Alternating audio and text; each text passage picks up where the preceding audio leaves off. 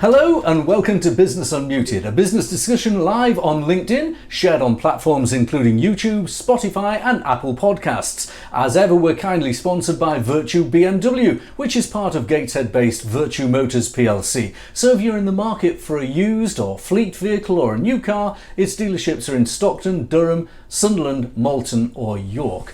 In the studio this week, I'm joined by Steven Hugill, editor of the North East Times, and down the line we have Shak Asghar, chief executive at Nudl, the funding specialists, also Elva Geaney from professional services firm Deloitte, and Paul Davison, managing director of data analytics and testing specialists Serios Group. Now, with serious inflation affecting businesses across the board, is it time to lift interest rates? A slim majority of the North East's shadow MPC said yes this week for the first time in a number of years.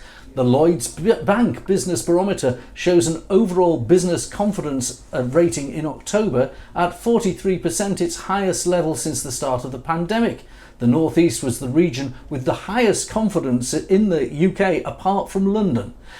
Leaders of the world's 20 largest economies have now backed a US proposal for a minimum corporate rate of tax of 15%. Will this benefit post-Brexit, post-pandemic Britain? It's all up for discussion today with our guests. But first, I want to turn to Elva Geaney. Elva, you're in charge of marketing and communications across Deloitte in the north of England, North East and Yorkshire. You've got a special event, a special conference happening in Teesside soon. Tell us all about it. Yes, thank you, Graham. So one of our really key strategic priorities at Deloitte is to play our part in helping to drive the levelling up agenda. And for me and my colleagues in Yorkshire and the North East, this means finding ways to support the key levelling up themes of our region, such as attracting and retaining the right talent, place shaping and the role we play in building a place where people want to live, work and visit, and also finding practical ways to collaborate in response to challenges such as net zero. So with that in mind, and for the first time, we are holding a conference in Teesside around the theme of making levelling up happen in Teesside. This will take place on the 24th of November at Middlesbrough Football Club, and will be bringing together a diverse audience drawn from across the UK and including investors, operators, corporates and others, including local government. The conference really aims to bring to life the investment and growth opportunities in Teesside, using a blend of technology as well as a site visit to Teesworks, and the day itself will centre largely around some very focused breakout sessions, which aim to give a better understanding of some of the key opportunities which are emerging in the region. So you've managed also to get a tour then of the site visit at Teesworks. So you'll be taking people around the Freeport just a few weeks after it's been launched. It's quite a good opportunity to see what's happening in levelling up Teesside. Yeah, I think it will be really interesting to see the regeneration that is happening on the ground, the progress that's already been made, and hopefully it will give our delegates a really practical view of the scale of the opportunity in Teesworks, the Freeport and the wider region. Can people who are watching this podcast, people who are watching this video, actually come along and apply for a ticket? Yes, that would be great. We would really, really welcome, a diverse, broad-ranging cross-section of people to come and join us on the 24th of November. And I can share my details via email after this, Graham, and if people have questions or want to share the details around their network, then please do get in touch with me. Okay, and I know your email address is at Deloitte, egeaney@deloitte.co.uk. So people can get in touch if they want to apply for a ticket. We'll put the email address on our post on LinkedIn. I wish you the best luck with the conference. I'm looking forward to coming myself. I've actually seen the Teesworks site and the Freeport, and it is a very impressive site. And I know you've seen it to prepare for the conference. What did you think? Well, I thought it was, I really enjoyed the visit there. There's obviously lots of work to do, but the scale of what's happening already was a real eye opener. And I think unless you actually see it in person, it's very hard to understand, how you can get involved and the opportunity that is really there for everybody to play a part. So, I would really welcome anybody who's keen to come along to get in touch, and we'll see you on the day, hopefully. Thank you very much, Elva. Thank you, Graham. From Elva, let's turn to our studio guest and to our other guests down the line.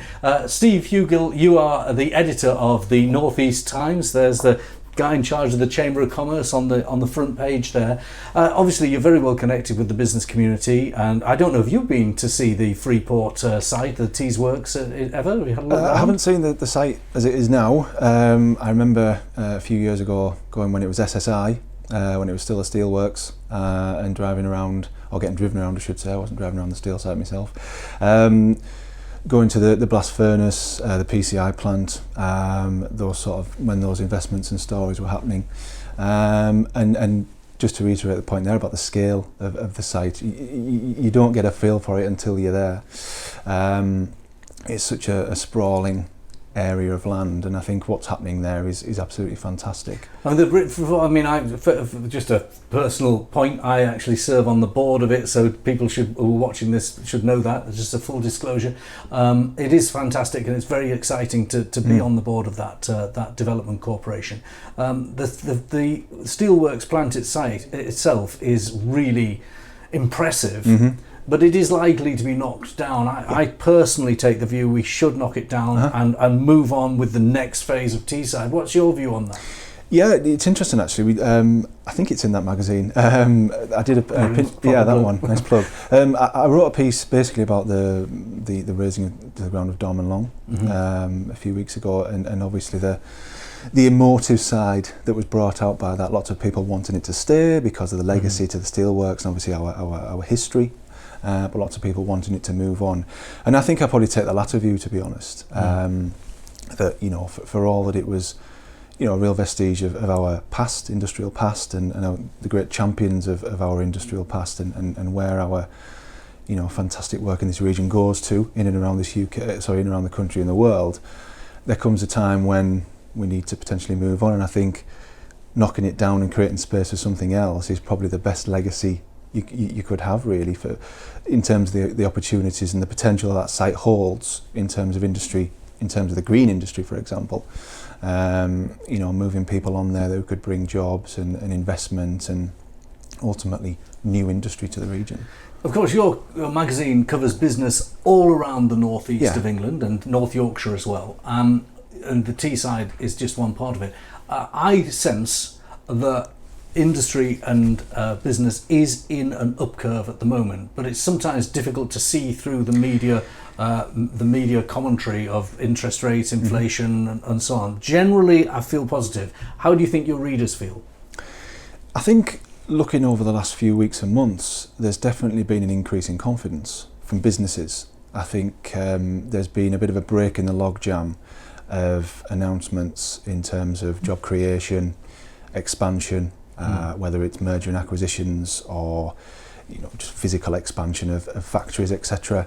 I think the investments that have been announced over the last weeks and months, Teesworks included, the very recent one in terms of net zero Teesside carbon capture and storage from the government, the infrastructure bank announcement very recently in terms of Teesworks and the wind turbine site down there. I think businesses as a whole and people are getting a little bit more confident. Obviously we're coming from a low base given everything that happened with the pandemic, so I think it'll be a slow burner, and I think we've always got to bear in mind that COVID is COVID and it's not going to go away anytime soon. We've got the dreaded B word lingering around lots of our exporters, fantastic exporting region for centuries. The desire for our products isn't waning, but our exporters obviously, a lot of them still, if you look at the data from things like the North East England Chamber of Commerce surveys that they put out in terms of member surveys on Brexit, a lot of them are still getting through the changes to customs and tariffs and what have you, and obviously things like inflation and everything else that that is swirling around at the moment means people are taking steps forward, but at the same time, they're small steps. I mean, I was at Net Park in County Durham. I felt pleased to see that was growing. Yep. There was new investments being made in Net Park. The advanced manufacturing plants in Sunderland, that's kicking off. These are all long-term investments. They're not going to be affected by short-term ebb and flow. So it felt good. Let's talk to Shak, and let's bring in Paul as well. Shak, you've got a new business which is helping fund businesses, isn't it? So tell us about Nudl first. Yeah, cool. So Nudl is a new venture we launched at the beginning of this year. We essentially provide our know-how and expertise direct to the businesses themselves, which are effectively our clients, and we help them to, first of all, navigate and identify what's available and suitable for them to leverage within the funding landscape. And then, as I say, we use our expertise and experience that we've garnered over the past 20 odd years in this field to actually help handhold them and do the job for them. So hopefully they secure the funding for their project, something along the lines of a factory expansion, as was just mentioned a moment ago. Well, you're part of the solution, not the problem. You've created a new business, Paul as well. We'll talk to him in a minute. But your business is unique in that you have insight into what businesses are managing to achieve by way of funding. What is your take on the levels of business confidence? Do you think that the Lloyd's survey, which was published this week, that said that the North East was the highest outside London in terms of business confidence, is that an accurate snapshot? So from what we are finding out direct from businesses themselves, I think part of what raises that level of confidence is all the good news stories that have been coming out. And I'm going to talk about it in context of the North East, the wider North East in general. We've been benefiting from lots of big investments that were just alluded to a moment ago. And that does nothing but get you hyped, as I like to refer it to. So if everybody's hyped together, we can all bounce off each other and raise our sort of aspiration levels and confidence levels to make an investment of that nature, whether it's in new equipment or launching a business. Then secondary to that, probably some of this is going to come down the line, but when we get big investments like that, it's then the onus is on the public sector organisations to ensure that all of the local businesses that are in the patch are plugged into those opportunities, and leveraging funding and etc. in the landscape is essential so that we can expand our factories and then supply these big opportunities as I've sort of mentioned a moment ago, things like Teesport. There'll be lots available on there for Teesside based customers and then wider afield in the North East. So to hear that from the report doesn't surprise me at all. It's fascinating, and it's interesting. By the way, you are almost writing a speech. I've got to give a speech at the Entrepreneurs Forum in 2 weeks when they do their annual conference. I'm just listening to what Shak's saying. I think he's written my first 2 paragraphs. Thank you very much, Shak. Right, so that's an interesting snapshot. I'll come back to you in a minute. Let's move on to Paul. Paul, just a quick idea of what your business does, Serios. It's a relatively new business, isn't it? And you've got new offices in Newcastle. We have, yes. We actually only launched in February last year, so we didn't pick the best time in terms of immediately before the global pandemic struck. But we've managed to grow from strength to strength basically over the last 19 months or so, culminating, as you said, in the opening of our offices in June. Now I've seen some video of lots of your team working in your new offices. I think you're going to put that out in a couple of days. But what do your team do in those offices? It's Milburn House, one of the oldest office blocks in Newcastle. What do you do there? Yeah, so the building itself is fantastic. It's a beautiful piece of architecture, and everyone always comments on it when they come to visit us. The team, basically, we do data analytics and software testing consultancy services. So this basically means that we enable organisations to get the most out of their data. Traditionally, data has been seen as something that's a little bit boring, a little bit bland, but with a lot of the new innovations, there's a big drive, and people are realising that the benefits that they can get from understanding their data better. And it's not just sort of the descriptive analytics that people are going for now in terms of understanding what's happened in the past. It's the predictive and the prescriptive analytics, so they can actually understand what this means in terms of trends, and it's also helping them to drive carbon zero in terms of getting towards smart building management. All right, well, let's put both of Shak and Paul on, because listening to what Paul's saying, lots of data stuff, we got these other little irritants in the economy, things like the inflation rate, things like potential interest rate rise. We'll come to that in a minute. But if Paul's got his act together, he could deliver his customers the sum of the benefit of marginal gains. A little bit gained here, a little bit gained there, all added up together adds up to a lot, because isn't it right in mathematics, a big number times a little number is still a big number? Or a little number times a big number is still a big number. You get, is that what you're after, Paul? The sum of marginal gains? Yeah, that's exactly it. We're dealing with organisations who do things like facilities management. So if you imagine, especially post-pandemic, a lot of office spaces aren't necessarily as fully occupied as they are. If you understand that 10 people who are sat there with 10 laptops can give off a certain amount of heat, and you know how much heat is required to keep the office at an ambient temperature, you can then use that data to inform what levels you're running your heating or your air conditioning at. Or actually, if you haven't got people in on a Monday and a Friday in the office, do you actually need the lighting on? Do you need the heating on? And it's all that kind of information that people can use in a more intelligent way. Sounds fantastic. With all the fights over heating and air conditioning in my office, I think I would want that.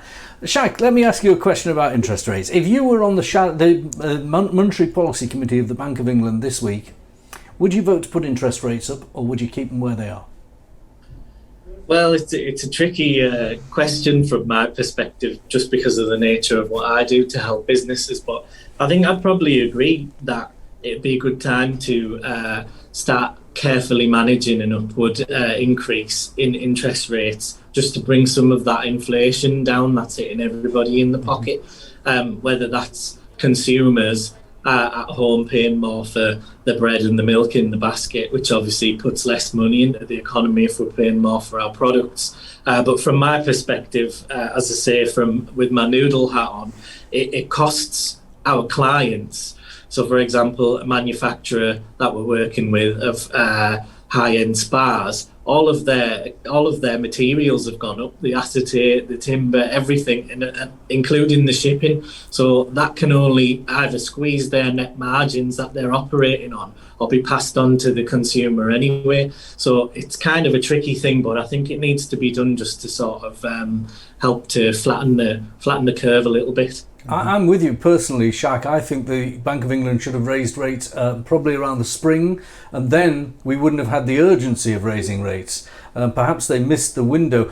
Steve, I suppose you're a reporter in some ways. You don't always express an opinion, but do you detect that there is an appetite among your readers and among businesses to accept a marginal interest rate rise in order to offset inflation, or is there still the fear of the interest rate? Yeah, I mean, I think it's a bit of both, isn't it? I think Mr. Burney sat at the hair running when he made his comments the other week, and got a lot of commentators and analysts furious with activity about whether we'll see a rise or not. I think to repeat the point there, we've probably come to the time now where action is going to happen. It's not a secret. We know that 0.1 will not last forever. We know why it's here, the unprecedented circumstances. So this conversation is something that was always going to come. I think, we're probably at a point now where people will be accepting of it. It will be marginal, so it's not going to shoot up. I think it'll be 0.2. Yeah. Let's say, for argument's well, I would sake. hope 0.2, 0.25 or something. Yeah. If you get inflation out of control, it will be heavy. Well, absolutely. I mean, the bank's got its target of 2%, and we're, I think, at 3.1 at the moment, aren't we? With projections potentially looking at 4. So, like I say, I'm not surprised that they're looking at it, and if the result, it'd be interesting to be a fly on the wall in the room when they're having the discussion about why some might want to lift it and why some might want to retain it as it is. And it's possible people will be watching the repeat of this programme over the weekend, and the rates have gone up or stay the same. We don't know. We're discussing something that hasn't happened, but people might be watching it after it has. Paul, what's your view on this matter? I think I would agree with Shak. I mean, we're in quite a fortunate position in that we're a self-funded business. So a rise in interest rates wouldn't impact us as greatly as it will on some other organisations where they've had to borrow funding to get them through the pandemic, etc. But equally, as Shak was saying there, I think that the people that are being hit most in terms of inflation are the people that we're looking to attract to come and work for us. So you need to try and offset these things with salaries, etc. as well. So it's very much swings and roundabouts from a business perspective, I think. My own worry was watching the budget speech last week with Rishi, which in broadly I thought the budget was pretty good actually. But when he said that he expected the average rate of inflation to be 4% next year, that told me there'd be peaks considerably higher. And if there are organisations and people selling to the public or to businesses that are taking opportunistic price rises because they're seeing inflations in the system will opportunistically raise our prices, then an interest rate rise will snuff out those opportunistic price rises, and that's probably what we need. But that's an opinion, but you were nodding there, Shak. You think that's... Yeah, I totally agree with that, Graham, because I think we only need to look at something like the petrol forecourt to see people taking advantage and taking the opportunity to spike prices. The price of diesel per litre now is higher than when there was an oil shortage. So what's that all about? Yeah, and then one quick point that I think we should add to this is we're talking about business on this programme, and these things are necessary to sort of get under control the cost of raw material for manufacturers and things of this nature, which is really important. But the government and local authorities, combined authorities, are well placed to extend the financial instruments and support mechanisms and make them maybe a little bit more flexible as well in terms of grant schemes and loan schemes. And by way of those, there is no interest rate implication, or they can be more favourably rated to the lender and still get the money out there so people can still invest in the company while they try and get inflation under control. So that would be my suggestion if I had an audience with Mr. Sunak or someone similar. Well, who knows? He may be watching this. He has been known. He appeared on this programme a few weeks ago, so you never know. Shak, that's a very good point. Completely agree with that.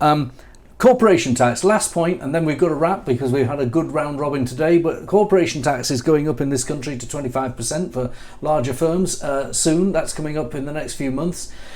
That is itself going to hit profits. That is going to hit dividends because you can't take dividend out of it's after tax. What is your view on the price control mechanisms in corporation tax that's already there? Are you expecting to have to pay more corporation tax, Paul?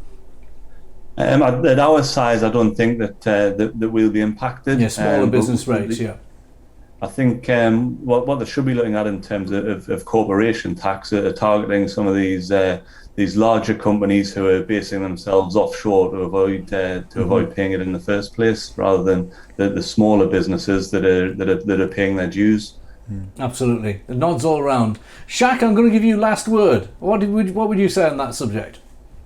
On that particular subject, I'm pleased to see that there's a high subscription rate for the globalised 15% interest rate that they're planning to put on there. And I think that's really key for us as a nation and for the rest of the world to be on an even playing field, so that we can't have what was just said a moment ago, tax havens and people giving bigger tax breaks, so we don't get it's a much less level playing field, and you've got a competitive advantage to attract inward investment. So I like the idea of the globalised 15% minimum that people are subscribing to, and the raised the raised taxation rate that's coming down the pipe.